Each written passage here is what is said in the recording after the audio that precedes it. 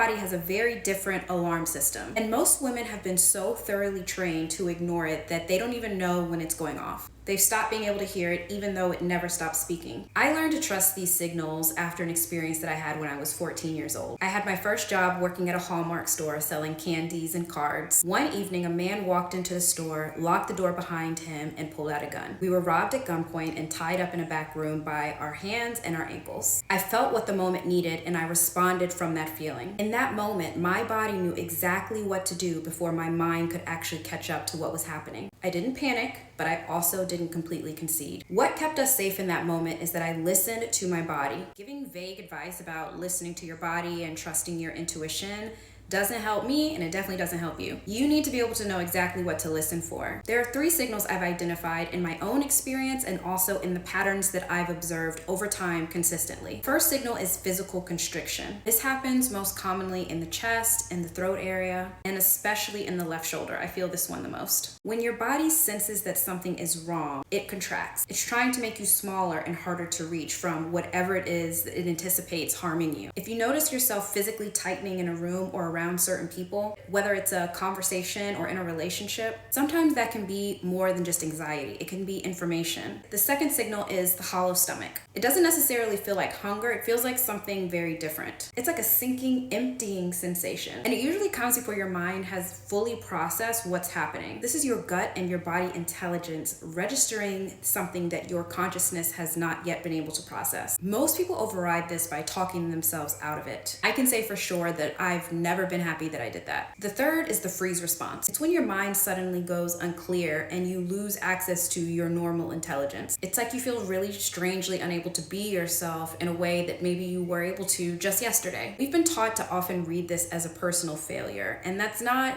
always what's happening. It is your nervous system going into protection mode, so pay attention to who you're around when this happens to you. This is the work we do inside of my identity evolution ecosystem, because identity work that stays in the mind doesn't land in the body, and transformation that doesn't land in the body doesn't last. Inside of the identity reclamation year, we go much deeper than these 3 signals. We build your capacity to read and act on what your body already knows before a situation becomes a crisis that becomes a bigger issue, and especially in your business. The signals that your body sends you are not random. They are your most sophisticated intelligence system running exactly as they were designed to. Trust what you feel. And when you're ready to move from awareness into the actual practice of understanding and using that intelligence, that is the work we do inside of the container.